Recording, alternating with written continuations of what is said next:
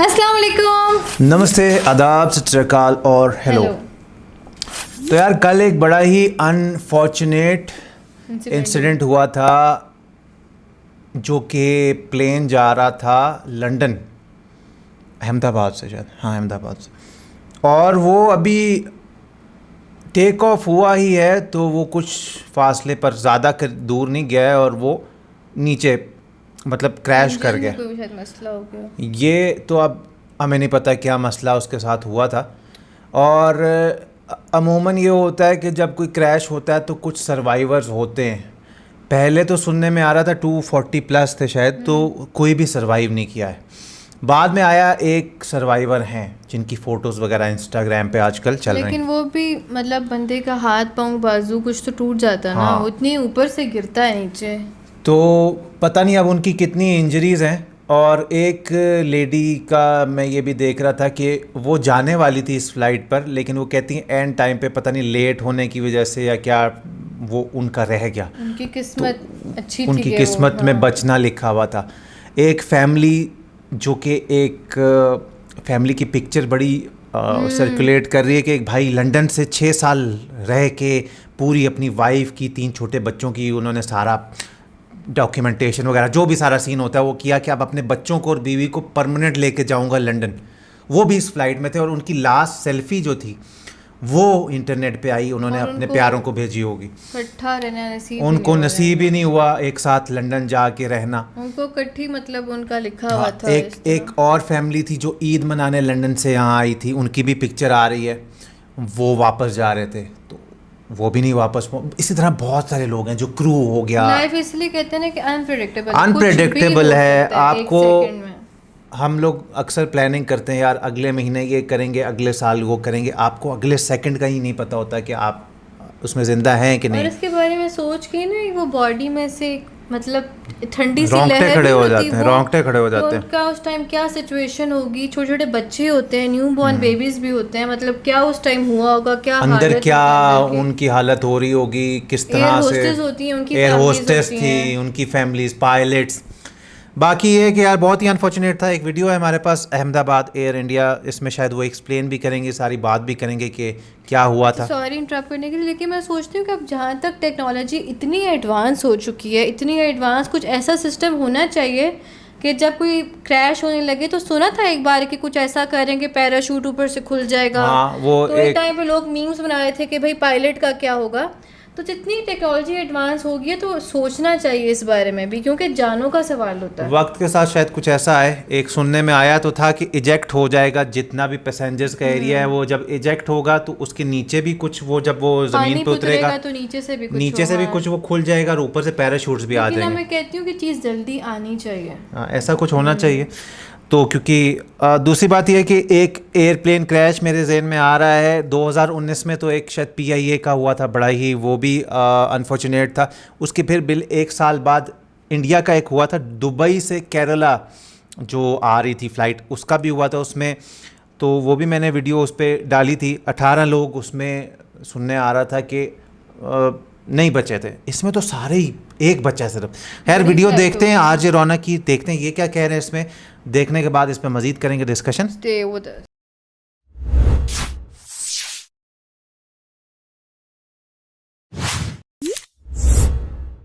विजय रूपाणी, गुजरात के पूर्व मुख्यमंत्री, लंदन जा रहे हैं। हाँ, ये भी। खुशबू राजपुरोहित, जिनकी इसी साल जनवरी में मनफूल सिंह से शादी हुई थी, जो लंदन में पढ़ रहे थे। शादी के बाद पहली बार खुशबू अपने पति से मिलने लंदन जा रही थी। First time. डॉक्टर ओमी व्यास, उदयपुर हाँ, की इनका मैं मशहूर बता डॉक्टर, रहा अपनी फैमिली के साथ हमेशा के लिए लंदन शिफ्ट हो रही थी। इन तीनों नामों ने 242 लोगों के साथ एयर इंडिया की फ्लाइट नंबर AI 171 बोर्ड करी थी। कई लोगों ने फ्लाइट बोर्ड करने के बाद अपने घर वालों को मैसेज किया होगा, कुछ ने सेल्फी भी भेजी होगी, और कई लोगों ने ये कहा होगा कि अब लंदन जाकर जब लैंड करेंगे तब मैसेज करेंगे।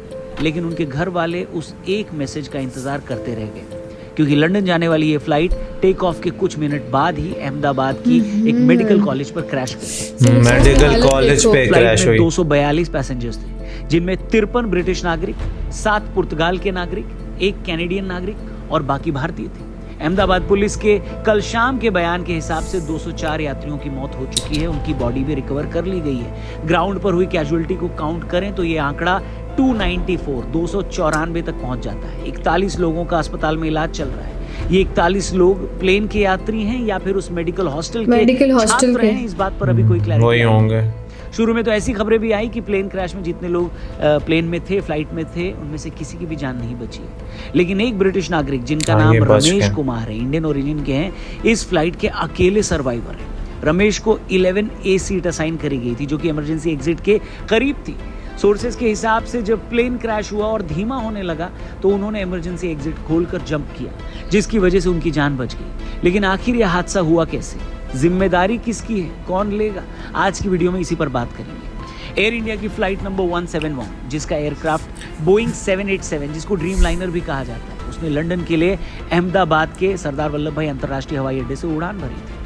फ्लाइट रडार 24 एक वेबसाइट है दोस्तों, जो दुनिया भर की फ्लाइट्स को ट्रैक करती है। उसके हिसाब से प्लेन के सिग्नल टेक ऑफ के कुछ ही सेकंड बाद ही मिलने बंद हो गए थे। जमीन से 625 फीट की ऊंचाई तक उड़ान भरने के बाद अचानक से प्लेन नीचे आने लगा, जिसको एविएशन की भाषा में डिसेंड या सिंक होना कहते हैं। और दोपहर 1:38 पर अहमदाबाद के एक रिहायशी इलाके मेघानी नगर में एक ऐसी बिल्डिंग पर यह प्लेन क्रैश कर गया जहां पर लोकल डॉक्टर्स रहते हैं।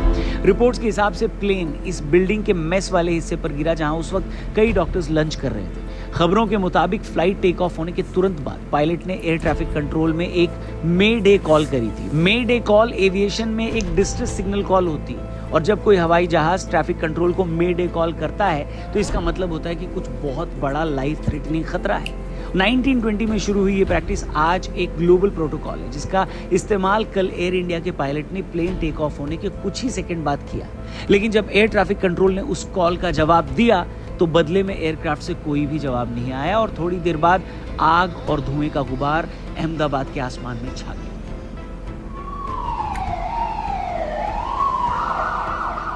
एविएशन एक्सपर्ट्स का कहना है कि फ्लाइट का डेटा रिकॉर्डर, कॉकपिट का वॉइस रिकॉर्डर और ब्लैक बॉक्स जब तक रिकवर नहीं हो जाते तब तक कुछ भी कहना जल्दबाजी होगी। विजुअल के हिसाब से प्लेन सिंक हुआ और मिड एयर तो कोई भी एक्सप्लोजन नहीं हुआ है। प्लेन सिंक होने की वजह इंजन मॉलफंक्शन हो सकता है, लेकिन एविएशन एक्सपर्ट्स के हिसाब से एक प्लेन में 2 इंजन होते हैं और दोनों इंजन एक साथ फेल हो जाएं, ऐसा होने की संभावना 1 in a billion होती है। 1 in a billion के 1 मिनट के अंदर अंदर कॉकपिट से मे डे कॉल भी करी गई है, जिसमें कैप्टन सुमित सब्रवाल, जो कि इस फ्लाइट के लीड पायलट थे, उन्होंने एयर ट्रैफिक कंट्रोल को कहा mayday, no thrust, losing power, unable to lift. जिसका मतलब कॉकपिट में बैठे पायलट्स को अंदाजा हो गया था कि प्लेन में कुछ ऐसा है जो ठीक नहीं है, जिसकी वजह से प्लेन उड़ नहीं पा रहा। 600 फीट तक पहुंच जाने के बावजूद लैंडिंग गियर वापस प्लेन में क्यों नहीं गए थे, इस पर भी सवाल उठ रहे हैं। एक्सपर्ट्स कह रहे हैं कि क्योंकि लैंडिंग गियर वापस नहीं गए, ये एक और संकेत है इस बात का कि इंजन फेलियर हो गया था और वापस से लैंड करने की कोशिश हुई होगी। प्रॉब्लम एक है या प्रॉब्लम बहुत सारी, इस पर जांच के बाद ही कुछ कहा जाएगा या कुछ साफ हो पाएगा। सवाल बोइंग के ड्रीम लाइनर एयरक्राफ्ट पर भी उठ रहे हैं, जो कि कंपनी ने 8 जुलाई 2007 को लॉन्च किया था, जिसने 15 दिसंबर 2009 में अपनी पहली फ्लाइट ली थी। प्लेन की टिपिकल सीटिंग कैपेसिटी 242 पैसेंजर्स की होती है, यानी कल ये फ्लाइट पूरी भरी हुई थी। हालांकि मैक्सिमम कैपेसिटी 298 तक भी हो सकती है। एयर इंडिया ने पहली बार ड्रीम लाइनर की डिलीवरी सितंबर 2012 में ली थी। इसे लंबी दूरी के लिए इस्तेमाल किया जाता था, जैसे दिल्ली से लंदन, मेलबर्न और पर्थ। बोइंग के इससे पहले कई एयरक्राफ्ट क्रैश हो चुके हैं, लेकिन इनमें से ज्यादातर बोइंग के 737 एयरक्राफ्ट थे। दोस्तों, ये क्रैश इंडियन एविएशन में आज तक का सबसे बड़ा हादसा माना जा रहा है, और इससे पहले भी आपने सुना होगा कि कई ऐसे क्रैश हुए, लेकिन पूरा एयरक्राफ्ट क्रैश हो जाना भारतीय एविएशन इतिहास का सबसे बड़ा एक्सीडेंट है। बड़े दुख की बात यह भी है कि ये प्लेन एक बड़ी भारी आबादी वाले इलाके में क्रैश हुआ, और जिस बिल्डिंग पर ये क्रैश हुआ उनमें कई सारे रेजिडेंट और जूनियर डॉक्टर्स थे। आप एक बार को मेडिकल कम्युनिटी के लिए सोचकर देखिए कि उनके लिए कितना दुख भरा दिन था ये। न सिर्फ उन्हें फ्लाइट में बैठे पैसेंजर्स की डेड बॉडी और इंजरी से डील करना पड़ा, बल्कि उन्हीं की कम्युनिटी के कुछ और डॉक्टर्स की भी यही हालत थी जो उन्हें संभालनी थी। वैसे दोस्तों, प्लेन के टेक ऑफ किए 1 मिनट भी नहीं हुआ था, इस वजह से फ्लाइट का फ्यूल टैंक भी पूरी तरह से फुल था, और इस वजह से एक्सीडेंट के बाद एक्सप्लोजन और ज्यादा बड़ा हुआ। देश के नागरिक उड्डयन मंत्री राम मोहन नायडू ने अहमदाबाद पहुंचकर क्रैश साइट विजिट करी। टाटा ग्रुप ने भी मृतकों को 1-1 करोड़ रुपए की सहायता राशि देने की बात करी है, और जो लोग घायल हुए हैं उनका उपचार कराने के लिए भी बेस्ट मेडिकल फैसिलिटी देने की बात की गई है। साथ ही जिस मेडिकल फैसिलिटी पर यह प्लेन क्रैश हुआ उसे दोबारा बनाने का जिम्मा भी उठाया गया है। लेकिन भारत में हर कदम हादसा होने के बाद उठाया जाता है। उस फ्लाइट में कुछ लोग थे जो अपनों से मिलने जा रहे थे, कुछ बिजनेस ट्रिप पर जा रहे थे, कुछ गर्मी की छुट्टियां मनाने जा रहे होंगे, लेकिन अफसोस कि उनके घर वालों तक वो नहीं, उनके न आने की बुरी खबर पहुंची होगी। ये साल 2025 कुछ ऐसा ही है दोस्तों। लोग अपनों के साथ छुट्टी मनाने पहलगाम गए तो आतंकवादी हमले में जान गंवा दी, ट्रॉफी का जश्न मनाने स्टेडियम गए तो भगदड़ में जान गंवा दी, और फ्लाइट में दूसरे देश जाने के लिए गए तो प्लेन क्रैश में जान गंवा दी। जितने भी लोग इस हादसे में दुनिया से जा चुके हैं, भगवान उन सब की आत्मा को शांति दे और उनके परिवार वालों को इस त्रासदी से जूझने की शक्ति दे। दोस्तों, लाखों लोग रोज फ्लाइट से यात्रा करते हैं। फ्लाइट यात्रा डेटा के हिसाब से सबसे सेफ है, लेकिन शायद जो लोग कल के बाद से फ्लाइट में बैठेंगे इस डेटा पर भरोसा नहीं कर पाएंगे। बाकी भगवान से और एक बार प्रार्थना करते हैं कि उन परिवार वालों को शक्ति दे। आप भी अपना ख्याल रखें, जल्दी मिलते हैं।